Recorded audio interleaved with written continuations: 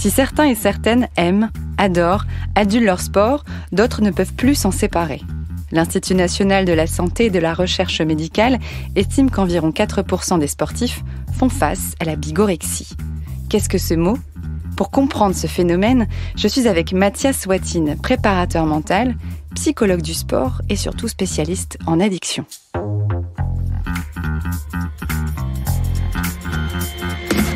Vous avez une question ? On a la réponse. Vous écoutez Conseil Sport, le podcast bien-être, santé, nutrition de Decathlon. Alors, je suis dans le cabinet de Mathias Watine. Bonjour Mathias. Salut. Comment tu vas ? Très bien, et toi ? Super, moi je suis contente de parler du sujet qu'on a choisi d'aborder aujourd'hui, qui est la bigorexie. Et on commence tout de suite. Quand on dit bigorexie, on parle de quoi ? La bigorexie, oui, c'est un besoin incontrôlable, compulsif, de pratiquer régulièrement, de manière intensive, une ou plusieurs activités physiques. Ok. Donc mais pas que. Pas que. Eh oui, parce qu'on pourrait dire ça peut être tout le monde. Mm-hmm. C'est cette pratique physique, et ce, malgré des effets négatifs. Et qu'ils soient sur le court, le moyen ou le long terme, et que ces effets négatifs, ils aient un impact sur notre santé physique, psychologique ou sociale. Ok. La bigorexie, est-ce qu'on peut dire que c'est une maladie mentale ou un trouble du comportement ? Comment on la définit ? Moi, je préfère. Range dans quoi ? Dans quelle case ? Je préfère et j'aime parler plutôt d'addiction. L'addiction, de manière globale, parce que, comme je le viens de décrire dans la définition, de manière compulsive, on n'arrive pas à s'en détacher de manière aussi facile. Il y a quelque chose qui nous y attache, comme il peut y avoir peut-être dans l'addiction à la cigarette, à l'alcool ou toute autre drogue. Voilà, il y a un attachement complexe dont on n'en connaît pas forcément toujours les causes. Qu'est-ce qui se passe dans notre cerveau pour qu'on crée ce lien fort avec le sport, qu'on devienne addict au sport, et que ça devienne en effet quelque chose qu'on ne peut plus contrôler, qui nous dépasse ? Alors, c'est ce qui se passe dans l'organisme, en fait, suite à la pratique sportive, en termes de sécrétion de dopamine, sérotonine, tout ce qui va être aussi endorphine, la dopamine avec l'hormone du plaisir directement, de manière simplifiée, ou le système de la récompense, qui va être lui lié à la sérotonine, et la notion d'endorphine qui va, elle, avoir un impact sur la gestion du stress. Donc, qu'on le veuille ou non, peu importe notre pratique sportive, la mise en mouvement du corps sécrète des choses très positives. Et quand c'est positif, souvent on en redemande. C'est un petit peu comme le sucre, quoi. Ouais, exactement. Alors pourquoi ça survient ? Quelles peuvent être les causes d'une pratique comme ça un peu trop intensive ?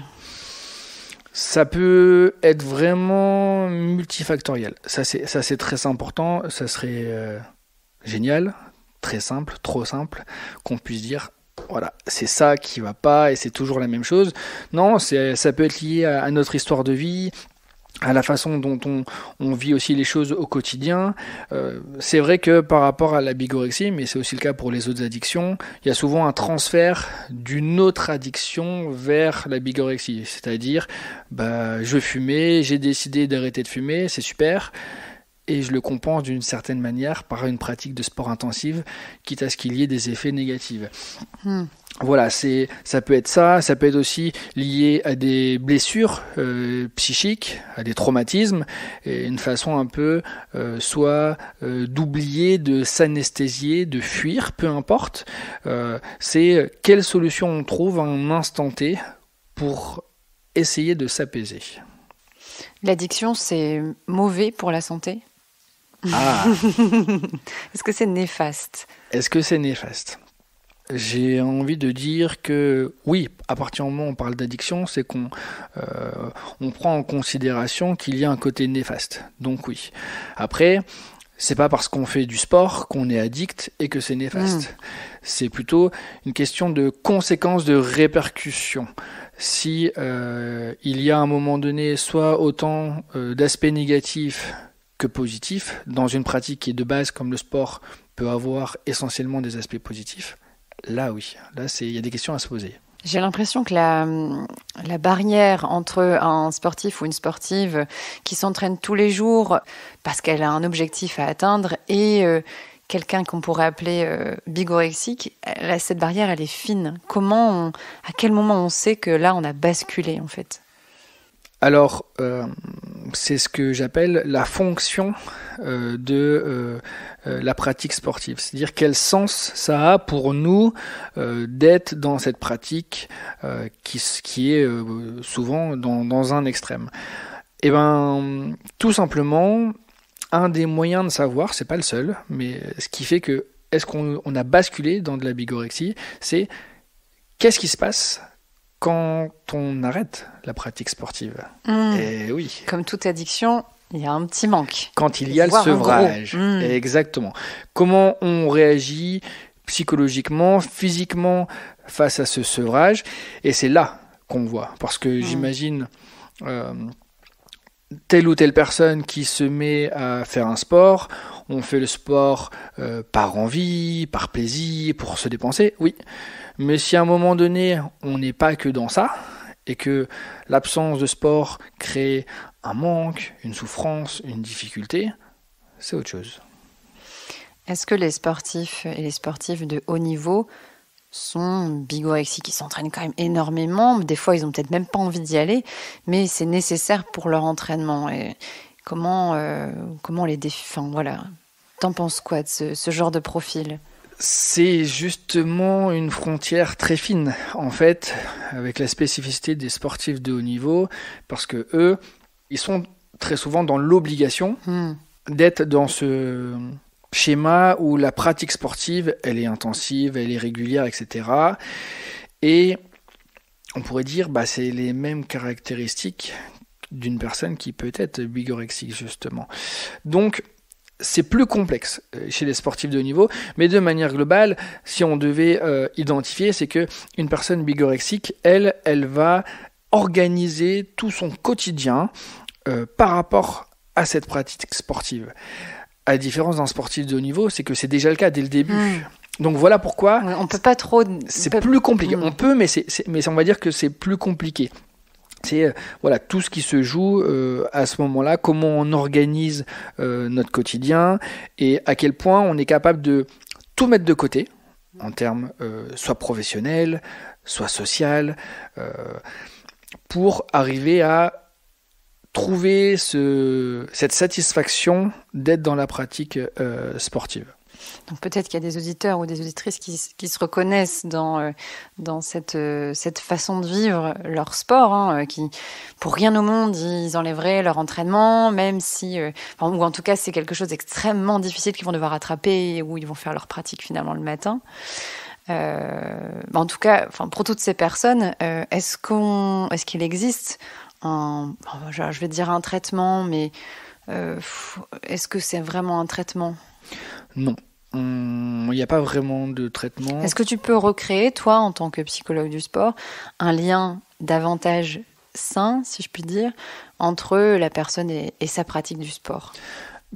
C'est comme un peu la prise en charge de n'importe quelle addiction. C'est essayer de comprendre qu'est-ce qui fait qu'on arrive à être dans cette consommation ou dans cette pratique-là, conduite-là, qu'est-ce qui nous y a amené ? C'est comprendre le pourquoi, l'origine en fait, c'est le point de départ.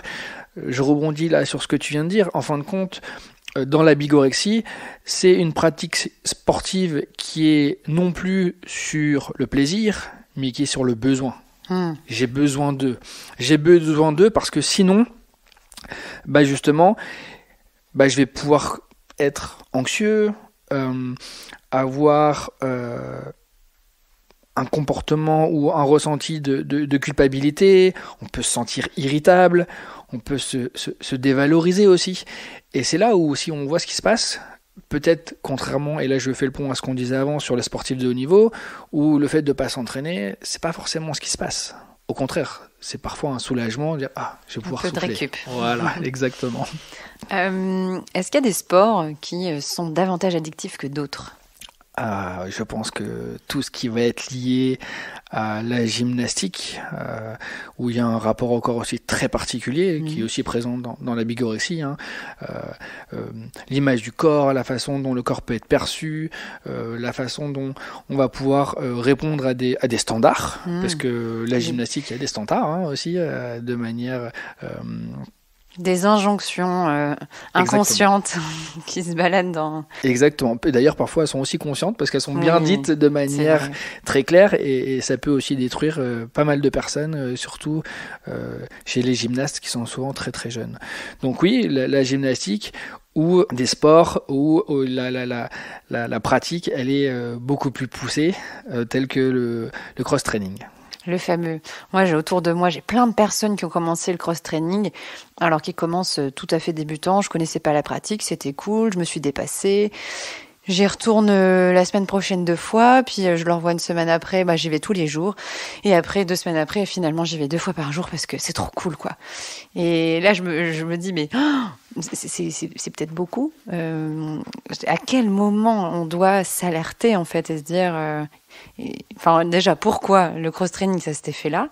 Et à quel moment on doit se dire, on va calmer un petit peu le jeu?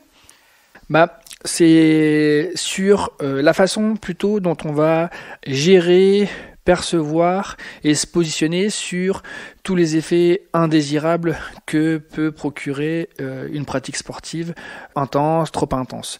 C'est-à-dire qu'à un moment donné, si je reprends le cross-training où on a des douleurs, on a des tensions musculairement, mais qu'on se dit « Oh, c'est pas grave, je continue, il faut que je continue, j'ai besoin de continuer, non mais je peux pas m'arrêter, non mais c'est pas possible, oui mais si j'arrête... Je suis capable. » Par exemple, ou « Oui mais si j'arrête, tout ce que j'ai fait, ça va servir à rien. » Ça veut dire qu'on commence à occulter des signes clairs où, à un moment donné, on n'écoute plus son corps, on n'écoute plus les besoins du corps, et ça peut avoir aussi de grosses répercussions.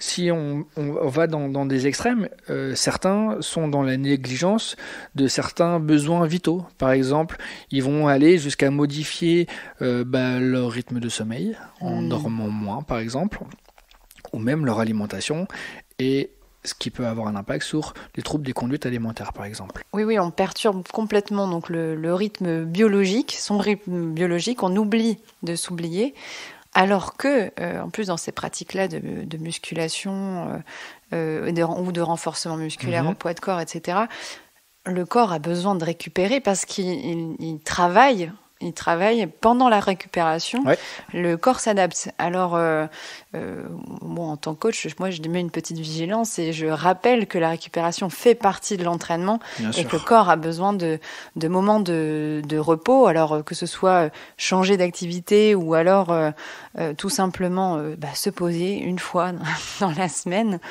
et ne pas oublier les fondamentaux, comme tu disais, le sommeil, la gestion de son stress aussi.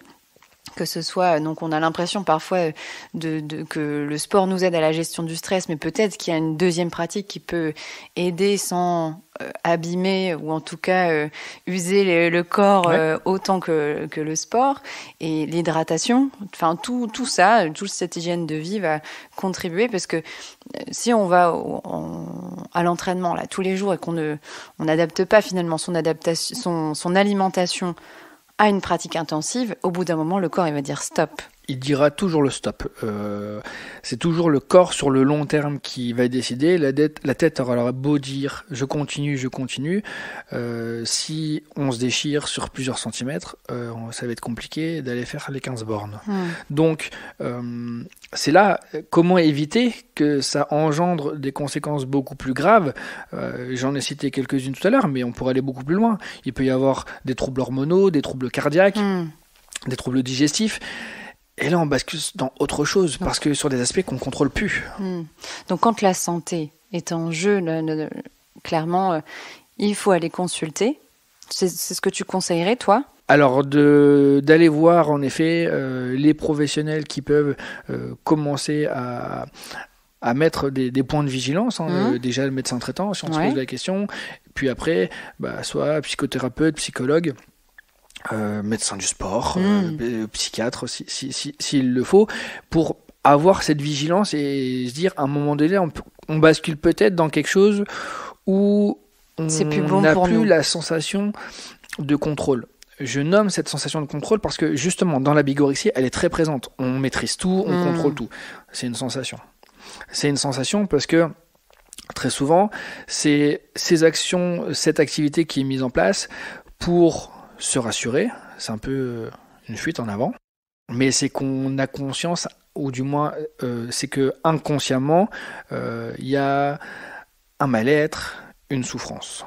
Et on essaie de gérer comme on peut par rapport à ce qu'on est amené à ressentir. C'est un dernier message à donner ? Sur la question aussi des dangers, c'est que là on ne l'a pas encore évoqué, mais il y a la notion de dopage aussi qui peut rentrer en compte parce que le dopage, il est fait de manière parfois légale ou non, parce que oui, il y a des médicaments qui permettent de ressentir moins les douleurs, moins la fatigue, et si on en est déjà à prendre certains produits, quels qu'ils soient, pour arriver à rester dans le rythme dans lequel on veut être, c'est qu'il y a déjà, à un moment donné, le corps, on tire dessus, et on le met en difficulté. Au-delà de tout ça, par rapport à ce qu'on vient de dire, il y a aussi des effets dits positifs. Ah oui. Alors oui, ça peut paraître bizarre. Attends, avec tout ce que tu viens de dire, j'ai du mal à y croire, mais... Et oui, parce que les gens, malgré tout, ne sont pas forcément maso, et ils trouvent leur compte. Ils trouvent un plaisir, ils trouvent une satisfaction, une sensation d'euphorie. Et je pense qu'une personne qui peut faire du sport, que ce soit de manière régulière ou non, c'est qu'elle y trouve quelque chose. Il y a du plaisir, il y a du bien-être, on l'a expliqué de manière physiologique ce qui se passe. Mais ce sont les sensations aussi parfois d'état second, on peut appeler ça la transcendance spatio-temporelle. C'est à un moment donné, on est déconnecté de tout, dans un état de plénitude, on se sent bien. Et faut pas oublier, la pratique sportive, elle augmente les chances de se retrouver dans ces états-là. Donc, c'est quelque chose qui prend en compte. Alors, oui, j'ai fait exprès de dire qu'il y a des aspects positifs. Alors, il faut prendre aussi un peu de distance par rapport à ça. C'est des effets positifs sur le court terme. Et oui, comme n'importe quelle autre addiction, si on fume, la personne va dire « je fume ». Voilà, c'est l'illusion que ça donne au cerveau. Oui, pendant 5, 10, 15 minutes, en effet. Peut-être que ça détend, peut-être que ça anesthésie, ça permet de penser à autre chose, il n'y a pas de souci. Sauf que la vie, ça ne dure pas 5, 10, 15 minutes. Et du coup, il y a un après. Quand l'effet du produit, si on fait le parallèle toujours avec la cigarette, disparaît, du coup, il y a la notion de manque. Et donc, du coup, on arrive sur tous les effets négatifs cités tout à l'heure. C'est la même chose avec la pratique sportive. À un moment donné, quand on ne court plus, on commence à redevenir dans son état normal. Et du coup, on ressent le besoin. Donc, ces effets positifs, ils sont sur le court terme. En fait, c'est ça toute la problématique. Et on va dire que la bigorexie, c'est un peu une stratégie de coping. C'est-à-dire quelque chose qu'on met en place pour venir soulager le symptôme, c'est-à-dire la difficulté, la souffrance, la problématique. Et dans l'accompagnement, dans la prise en charge, justement, c'est important de comprendre quelle est cette souffrance, cette difficulté, cette problématique, pour non pas mettre un pansement et faire en sorte que ça tienne un jour, 2 jours, mais que sur le long terme, on n'ait plus besoin de mettre de pansement. Très bien. Alors c'est un sujet dont on pourrait parler pendant très longtemps parce que en effet c'est complexe, les limites, les frontières sont fines. Et je pense que tu as déjà éclairé pas mal sur le sujet. Donc je te remercie. Est-ce que tu as une dernière chose à dire ? Oui, il y a, par rapport à cette notion de bigorexie et peut-être de santé mentale chez les sportifs, il y a depuis 2006, il me semble, justement par rapport au ministère des Sports et de la Santé, ils ont instauré justement des bilans psychologiques obligatoires pour tous les sportifs de haut niveau, une fois par an. Un peu en continu, pour essayer de voir si, malgré les pratiques intensives et arriver à faire la distinction, comme on le disait tout à l'heure, entre Est-ce que c'est parce que c'est induit et que c'est le fonctionnement qui est comme ça, ou est-ce qu'il y a aussi une souffrance derrière et un besoin très très important des sportifs et pas basculer. Et de manière beaucoup plus globale, la bigorexie, elle a été reconnue par l'OMS en 2011. Oui, donc c'est extrêmement récent. Voilà. Donc la sensibilisation va continuer et c'est plutôt positif que le sportif soit vu de la tête aux pieds. Exactement, prendre en compte la globalité de l'être. Merci Mathias. De rien. Si cet épisode vous a plu, n'hésitez pas à le partager. Et si vous en voulez encore, ajoutez des étoiles sur Spotify et Apple Podcasts. Et surtout, laissez-nous un commentaire sur Apple Podcasts.